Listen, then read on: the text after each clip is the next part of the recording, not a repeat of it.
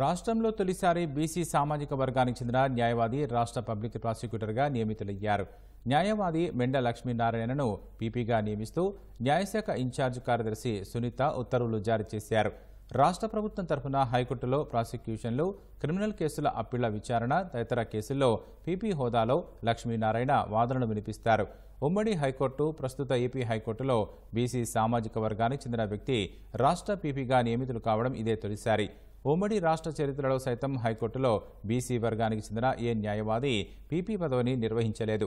భాష ప్రాతిపదికన ఆంధ్ర రాష్ట్రం ఏర్పడిన దగ్గర నుంచి గతంలో ఇప్పుడు బీసీ సామాజిక వర్గానికి చెందిన న్యాయవాది పీపీగా నియామకం కాలేదు.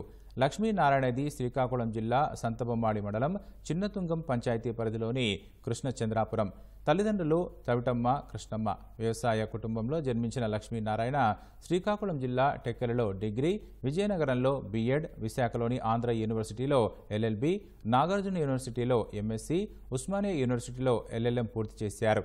2009లో న్యాయవాదిగా బార్ కౌన్సిల్లో పేరు నమోదు చేసుకున్నారు. పలు కీలక కేసుల్లో వాదనలు వినిపించారు.